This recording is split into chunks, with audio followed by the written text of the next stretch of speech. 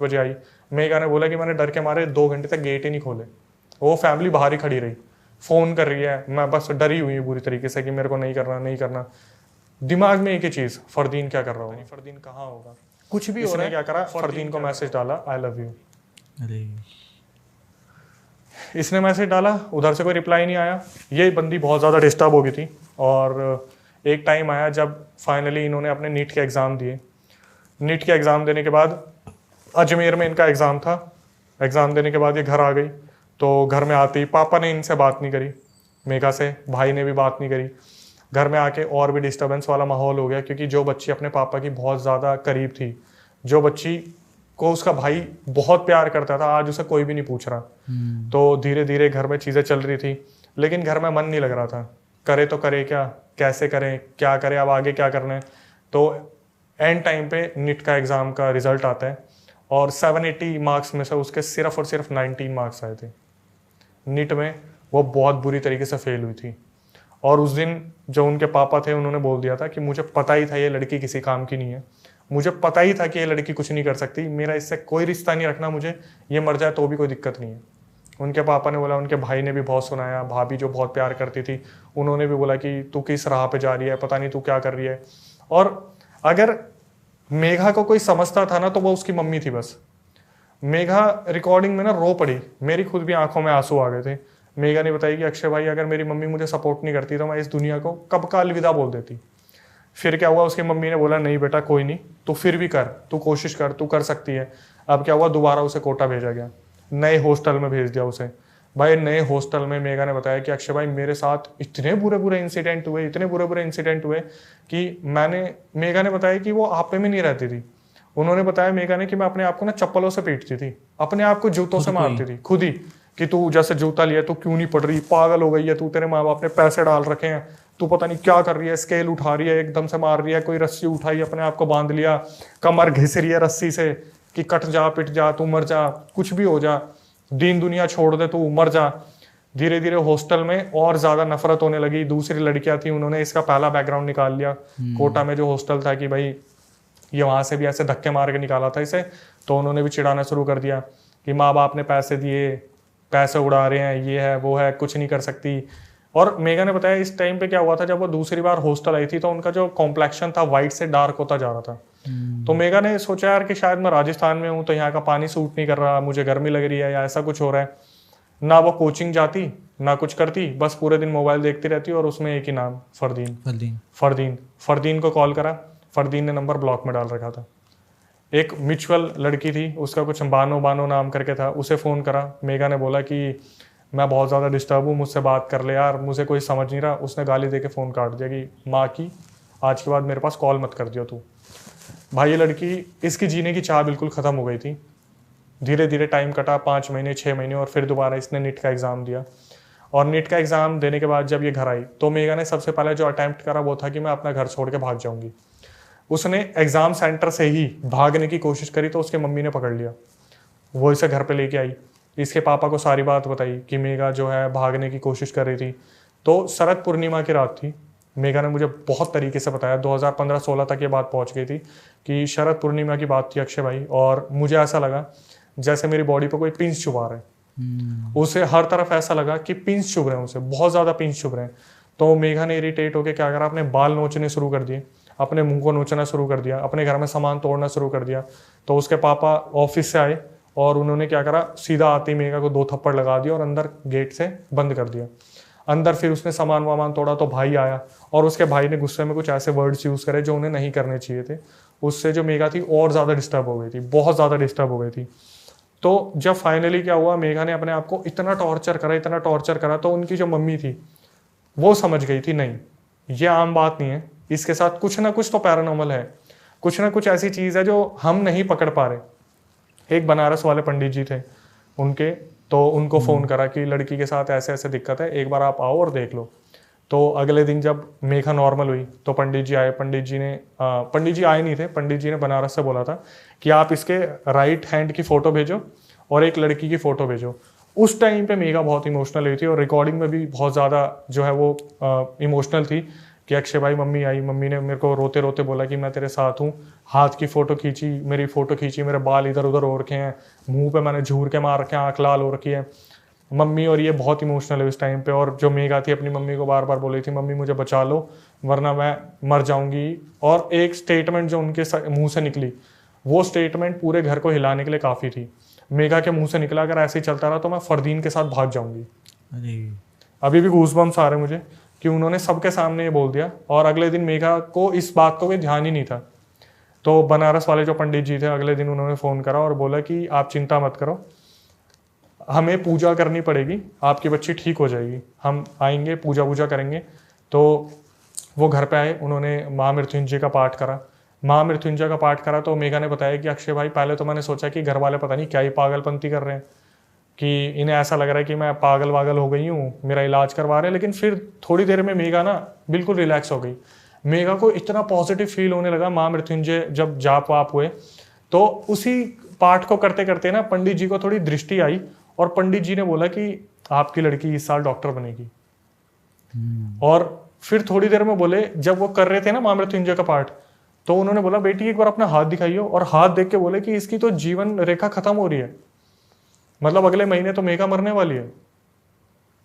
और ये सुन के पूरा परिवार दहल गया कि भाई लड़की चाहे कैसी भी हो है तो हमारी जी। दूसरी नीट का एग्जाम वो देके आ चुकी थी वहां से, जो वहां रह रही थी हॉस्टल में, रिजल्ट आया नहीं था। तो महामृत्युंजय का पाठ करते करते बनारस वाले पंडित जी ने बोला कि अब तो एक काम करते हैं, जो पाठ है वो 1.25 लाख बार पढ़ा जाएगा, तब इसके ऊपर से मौत का जो समय है वो निकल जाएगा। तो घर वालों ने बोला ठीक है। 7-8 दिन घर में पूजा पाठ चली। मेघा थोड़ी सी नॉर्मल हुई थी। तो क्या हुआ, उसी टाइम जब 7-8 दिन बाद उसका रिजल्ट आ गया, और उसका जो रिजल्ट आया था इस बार उसके 780 जो 780 होता है उसमें से उसके सिर्फ 39 नंबर आए थे। मतलब वो इस बार भी फेल हो गई, इस बार भी फेल। और इसके पापा ने ना उस दिन सीधा बोल दिया था कि तू मर गई मेरे लिए, आज के बाद तू मेरे को मुंह भी मत दिखाइयो। भाई ने भी सेम चीज़ बोली। जो छोटा भाई था उसकी शादी आने वाली थी पास, क्योंकि ये सब कुछ होते होते 5-6 साल हो गए थे। अलग ही लेवल पे चीज़ें चल रही थी। और मेघा जब रिकॉर्डिंग मुझे भेज रही थी वो रोते रोते बता रही थी कि जो पैरानॉर्मल एक्टिविटीज़ थे वो इस लेवल पे जा रही थी कि मैं अभी आपको बता नहीं पाऊंगी। 1 से 1.5 घंटे की रिकॉर्डिंग थी जो मैं बता रहा हूँ आपको। उसमें मेघा ने बताया कि जब रिजल्ट आ गया मैं फेल हो गई, मैंने सोच लिया था मैं भाग जाऊंगी। अगले दिन उन्होंने सारा सामान पैक करा अपना बैग में, और जब भागने की कोशिश करी तो उनके मम्मी, उनके पापा, उनके भाई सब खड़े होकर देख रहे थे कि ये भाग रही है, पर किसी ने उसे रोका नहीं। किसी ने रोका ही नहीं, किसी ने नहीं रोका। सब बोले निकल जा, सब बोले भाग जाए ऐसे, तेरी ऐसी बच्ची चाहिए ही नहीं। बट इकलौती मम्मी खड़ी थी। मम्मी बोल रही थी नहीं मैं इसे नहीं जाने दूंगी ऐसे। तो जो बनारस वाले पंडित जी थे उनको फ़ोन करा गया कि पंडित जी आप तो बोल रहे थे कि क्या कहते हैं ये तो डॉक्टर बनने वाली थी इस साल, ये तो फेल हो गई। तो बनारस वाले पंडित जी ने बोला कि आपने ना उस इशारे को समझा नहीं कि इसकी आयु कम हो रही है। दैट मीन्स कि इसके ऊपर किसी ने कुछ कर रखा है। और मैं इतना ही कर सकता हूँ कि मेरे नॉलेज में एक तांत्रिक हैं जो बहुत सिद्धि वाले हैं, बनारस में ही है वो भी, मैं उनको दिखाता हूँ कि क्या प्रॉब्लम है। तो उन्होंने क्या करा, वो हाथ वाली फ़ोटो और लड़की की फ़ोटो आगे भेज दी। तो अगले दिन वो जो तांत्रिक थे उनका फ़ोन आया और उन्होंने परिवार वालों को बोला मुझे किसी से बात नहीं करनी, मेरी सिर्फ मेघा से बात करवाओ। यहाँ से जो पूरा मौत का मंजर खुल के आया ना, मैं लिटरली बहुत शॉक हो गया था, बहुत ज़्यादा। उन तांत्रिक ने सीधा मेघा को बोला कि कोई मुस्लिम लड़का है जो तेरे पीछे पड़ा है। मेघा अब भी इतना ज़्यादा इन्फ्लुएंस में थी, उसने सीधा मना कर दिया नहीं ऐसा तो कोई भी नहीं है। मेघा ने मुझे बोला कि मैं अक्षय भाई नहीं चाहती थी वो फंसे, मैं उसे बचाना चाहती थी। तो तांत्रिक ने सीधा बोला मुझे पता था तुम यही नाटक करोगी, मैं तुमसे कट टू कट बात करता हूँ बिल्कुल स्ट्रेट। फरदीन अहमद उसका नाम है। उसने तुम्हारे ऊपर वशीकरण करा था 2013 में जब तुम स्कूल में थी, और तब से वो तुम्हारे ऊपर 2 बार वशीकरण कर चुका है। 2 बार तुम्हारे ऊपर ब्लैक मैजिक करवा रहा है, बैक टू बैक। वशीकरण 2 बार हुआ और बैक टू बैक मैजिक जो है ब्लैक मैजिक हो रहा था। तो उसने बोला कि हाँ एक फरदीन अहमद है, वो मुझे बार बार दिखता रहता है, मैं उसके पीछे पड़ी रहती हूँ, वो मुझे भाव नहीं देता। तो पर तांत्रिक जी ने बोला कि एक बात बताओ 2013 में तुम भाव देती थी? तो बोली मैं तो उसे पूछती भी नहीं थी।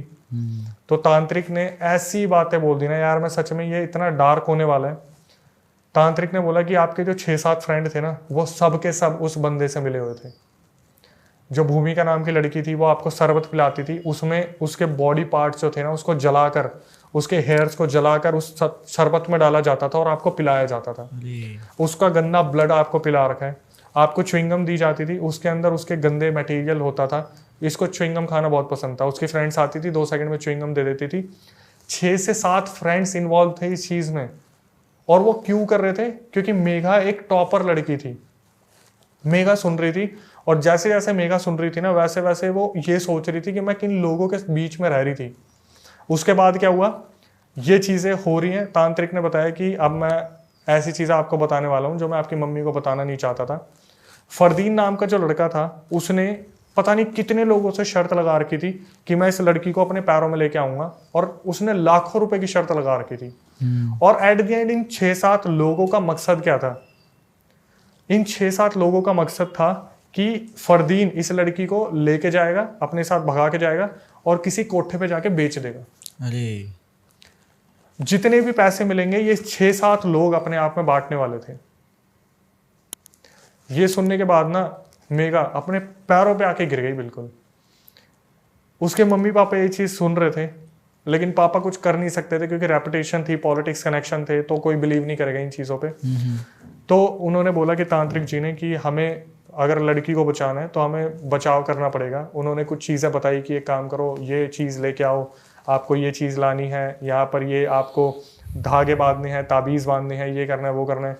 चीज़ें सही होती और वहाँ से फरदीन फिर अटैक कराता, क्योंकि फरदीन ने क्या कर रखा था, जितने भी मेघा अपने स्कूल बैग में हैंकीज लेके जाता था वो हैंकी चोरी हो रखे थे।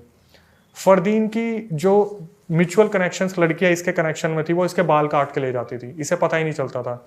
खेल खेल में इसको पानी पिला दिया, वो ग्लास उठा लिया डिस्पोजेबल वाला। बाहर आउटिंग ले गए, कुछ बर्गर छूट के खाया हुआ वो उठा लिया। फरदीन बैक टू बैक हमले करवाता, फरदीन बैक टू बैक हमले करवाता, और ये बंदी बार बार फरदीन फरदीन फरदीन। तो जब इसे पता चल गया कि तांत्रिक जी इसको सॉल्यूशन दे सकते हैं इस चीज का, इन्होंने मेघा ने अपने आप को समर्पित कर दिया कि जो आप बोलोगे वो करेंगे। एट द एंड क्या हुआ, ये अपने ऊपर उतारा करवाते और उधर से फरदीन अटैक कर देता। फिर दोबारा ब्लैक मैजिक, बार बार एंटिटी छोड़ देता, एंटिटी छोड़ देता, एंटिटी छोड़ देता। एक बार मैं एक चीज मिस कर गया हूं, मैं आपको बताता हूँ। जब ये लास्ट हॉस्टल में गई थी, जहां से थोड़ा सा हम रह गए थे, वो जो लास्ट हॉस्टल में गई थी, वहां पे क्या हुआ था, जब एक दिन रात को इसको 2:30 बजे प्यास लगी थी, तो 2:30 बजे ये 4th फ्लोर पे थी हॉस्टल में। तो जो वाटर कूलर लगा था वो ग्राउंड फ्लोर पे था। तो ये पानी लेने के लिए नीचे आई थी, तब वापस जाते वक्त इसने 2nd फ्लोर पे देखा पीछे मुड़ के कौन है, तो वही 7-8 फुट की एंटिटी इसे दिखी थी। इसके हाथ से बोतल छूटी और ये भाग के ऊपर गई अपने कमरे में। वो जो चीज छूटी थी वो मैं बता देता हूँ, वहां पर इसको पीट के हॉस्टल से निकाला था, क्योंकि मेघा को अगर कोई भी लड़की कुछ भी बोलती थी ना, ये हाथापाई करने लग जाती थी उसके साथ। तो वहां से भी इसे हॉस्टल में से निकाला था, दूसरे में से। अब क्या हुआ, तांत्रिक जो थे वो बार बार सॉल्यूशन करवाते और फरदीन अटैक कर देता, बार बार सॉल्यूशन करवा देते, फरदीन अटैक कर देता। अब मेन मुद्दा आया कि यार फरदीन को इतनी फंडिंग दे कौन रहा है, फरदीन को इतना पैसा दे कौन रहा है, क्योंकि इन चीजों में भी पैसा लगता है। कोई अगर यज्ञ कर रहा है, कोई पूजा पाठ कर रहा है, कुछ भी कर रहा है, कोई A to Z कोई तांत्रिक कुछ कर रहा है, तो फरदीन को पैसा दे कौन रहा है। तो उन तांत्रिक ने बताया कि बेटा इसमें भी ना तुम्हारे मोहल्ले का कोई मिला हुआ है। फरदीन से पहले एक और लड़का था जिसने मेघा को प्रपोज किया था और मेघा ने उसे मना कर दिया था, और वो लड़का किसी करोड़पति खानदान से बिलोंग करता था। उसने क्या करा था, फरदीन को पैसे दे रहा था और उसने फरदीन को बोला था तू करोड़ों भी उड़ाएगा ना, मैं करोड़ों देने को तैयार हूँ, बस इस लड़की के और इसके परिवार को बर्बाद कर दे पूरी तरीके से। एक टाइम आया जब फरदीन ने अपने हाथ खड़े कर लिए ब्लैक मैजिक से कि वो अब नहीं करवा पाएगा। तो जब भी हाथ की फोटो मंगवाई जाती थी, जब भी मेघा की फोटो मंगवाई जाती थी, तो ये कंफर्म हो जाता था कि आपके सामने वाले घर में एक कोई है, मैं उनका नाम नहीं ले सकता, वो आपके ऊपर ब्लैक मैजिक करवाते थे। उसके लिए मेघा को बोला था कि आप जितने भी आसपास घर है ना, सबकी फोटो भेजना। तो पता चला था सामने वाले घर में कोई लड़का है जो फंडिंग देता फरदीन को। फरदीन ने जो है बिल्कुल हाथ उठा लिए कि अब वो नहीं करवाएगा, क्योंकि अब वो नहीं हो पा रही, पकड़ में आ गया है। और जब पकड़ में आ जाता है तो दूसरी पार्टी को पता चल जाता है कि अब उतारे करवाए जा रहे, वो चीज लग नहीं रही। तो वो तांत्रिक जी थे जो इतने सिद्धि पुरुष थे जिन्होंने उसे बचा लिया। एट द एंड क्या हुआ, फरदीन ने हाथ खड़े कर लिए, सब कुछ सही हो गया, सॉल्यूशन हो गया। 1 महीना गुजरा था और मेघा जो थी वो धीरे धीरे सही हो रही थी। फिर अचानक से उसके साथ ये सारे पैरानॉर्मल एक्टिविटीज बढ़ने लग गई, अलग ही लेवल पे बुरी तरीके से। फिर दोबारा वही चीज़ें स्टार्ट हो गई जहाँ पर ऐसा लग रहा था उसे कोई पिन चुभा रहा है। फिर दोबारा हो रहा है। तो इनके फैमिली मेम्बर्स ने कॉल करा कि लड़की के साथ फिर दोबारा ऐसा हो रहा है। तो तांत्रिक ने बोला एक काम करो, एक बार फोटो भेजो हाथ की और चेहरे की। इस बार जब फोटो भेजी तो इस बार फरदीन नहीं था, इस बार काला जादू उसकी बुआ करवा रही थी। अरे जो शादी के टाइम पे सामान गायब हुआ था, सैंडल दी गई थी। और इसके आगे की स्टोरी मैं आपको आने वाले पॉडकास्ट में बताऊंगा।